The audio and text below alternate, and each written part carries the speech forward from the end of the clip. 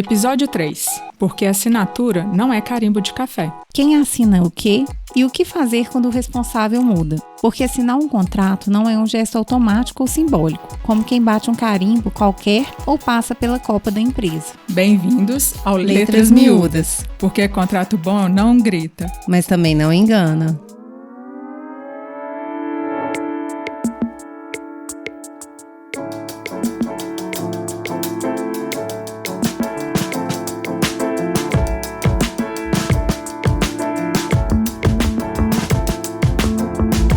Sejam todos bem-vindos ao Letras Miúdas, o podcast que dá voz aos contratos, sem mistérios e sem enrolação. Eu sou a Ilma, economista, apaixonada por estratégia contratual. E eu sou Beatriz, advogada que acredita que contrato bom protege e adora resolver um probleminha. No episódio de hoje, a gente vai falar de um tema que parece simples, mas dá muito pano pra manga. Quem assina o quê e o que acontece quando quem assinou muda.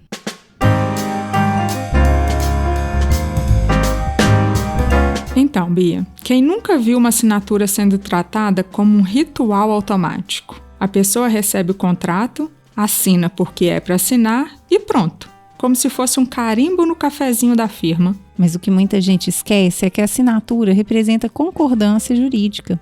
Quem assina está dizendo, eu li, entendi, concordo e ratifico tudo que está aqui, inclusive as cláusulas que ninguém leu. E a assinatura sem entendimento é igual GPS com endereço errado.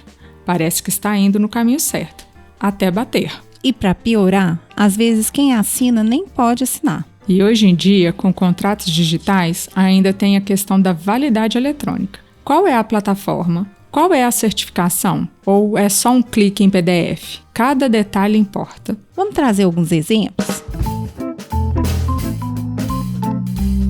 Eu já vi contrato de milhões assinado por quem não tinha poderes. Se isso der problema, o contrato pode ser invalidado em todo o seu conteúdo. Pode gerar um prejuízo sem precedentes, culminando até numa ação judicial. Ou o caso clássico de troca de gestão. A nova pessoa responsável não revisa o que está vigente e toma decisões que ferem cláusulas. Já vi projeto travar por falta de leitura. Também tem o famoso, só assina aí rapidinho, depois vem a surpresa, cláusula de multa, exclusividade, renovação automática, assinatura sem leitura gera passivo. E o pior, Beatriz, já vi contrato com cláusula de rescisão antecipada que previa pagamento de 50% do saldo restante. A empresa rompeu o contrato sem saber e levou um prejuízo enorme. Pois é, Ilma, terrível. E sabe mais o que pode acontecer? A pessoa assina, mas o anexo com escopo está em branco ou pendente. Aí vem o fornecedor, preenche depois que o contrato foi assinado e aí fica todo mundo amarrado a um documento surpresa. Ou o contrato está vencido, mas segue sendo cumprido. E ninguém formaliza a prorrogação. Quando dá problema, o jurídico olha e diz, mas cadê a assinatura? E o que é preciso observar? Antes de assinar ou herdar um contrato, atenção para poderes legais de quem assina. Assinar um contrato não é só um gesto simbólico, é um ato jurídico. Pessoa que assina precisa ter poderes legais para representar a empresa.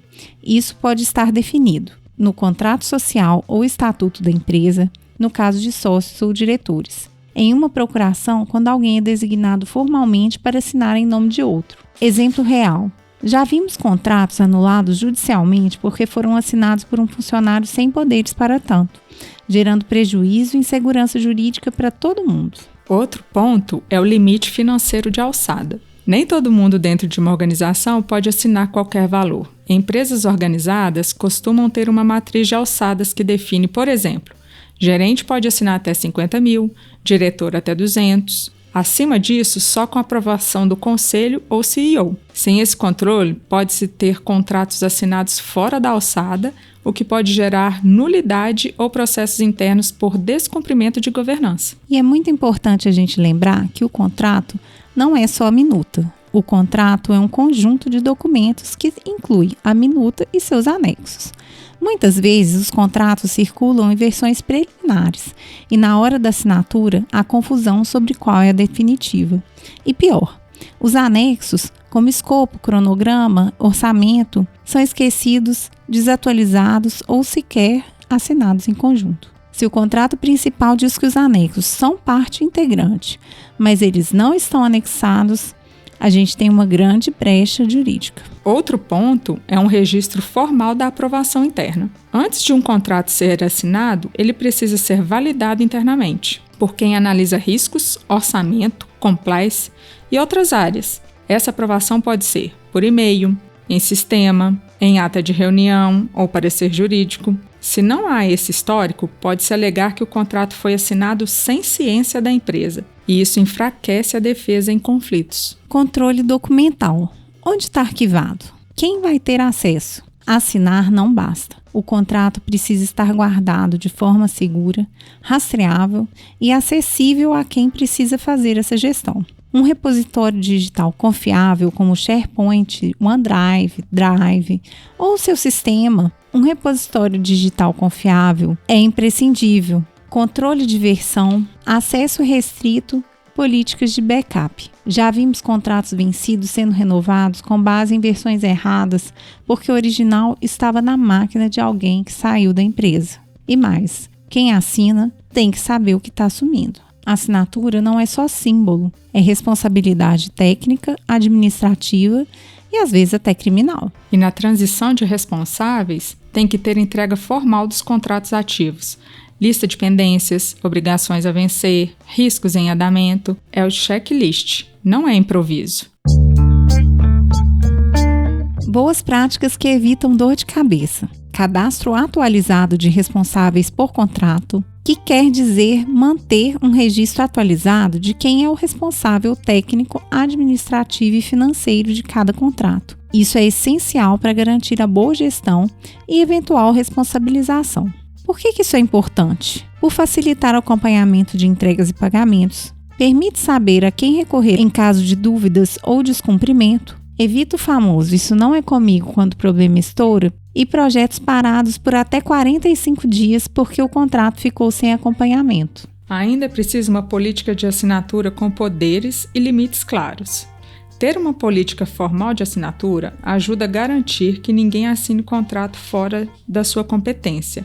Ela deve definir quem pode assinar contratos e aditivos, até qual valor e em quais condições, por exemplo, se precisa de aprovação jurídica prévia. Sem isso, abre-se espaço para abusos ou erros de gestão.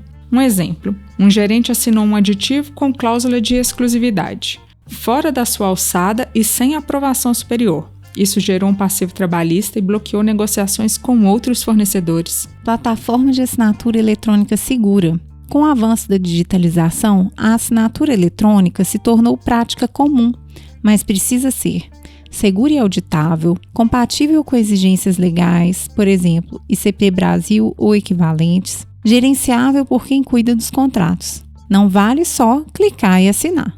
É preciso rastreabilidade e validade jurídica. Por exemplo, uma empresa usava e-mail com PDF anexado como assinatura digital. Um fornecedor questionou a validade e o contrato foi considerado inválido por ausência de autenticidade. Um contrato foi gerado, mas dentre os seus anexos não foi colocado o certificado de assinatura. Isso gerou a nulidade do contrato por ausência de autenticidade. Tem mais um ponto importante, Bia. Um modelo de termo de entrega de contratos na troca de gestor. Quando a mudança de gestor, seja fiscal, comprador, gerente, os contratos precisam ser formalmente repassados.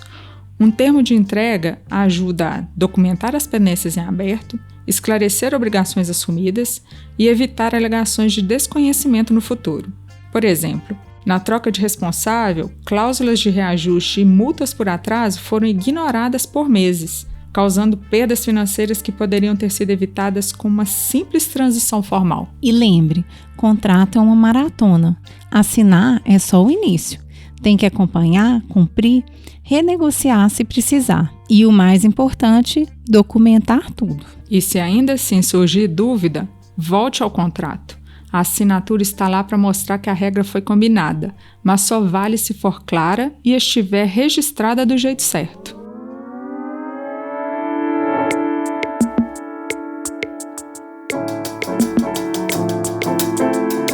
Então, se você já assinou um contrato sem saber se podia, calma. Todo mundo já passou por isso, mas agora dá para fazer diferente. E se você herdou um contrato, revisa. Nada de querer fugir da responsabilidade falando que não foi você que assinou. O papel tá valendo. No próximo episódio, vamos falar sobre o escopo, sobre a importância de estar claro para evitar aditivos, conflitos e retrabalho. E se você gostou do nosso episódio, por que não nos apoiar, compartilhar, curte aí e pode comentar. Manda e-mail, letrasmiudascast@gmail.com. Estamos em todas as plataformas. A gente se vê. Letras miúdas, porque contrato bom não grita, mas também não engana.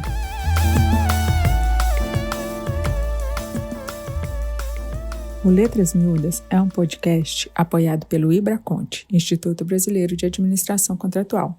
Acesse o site ibraconte.com.br.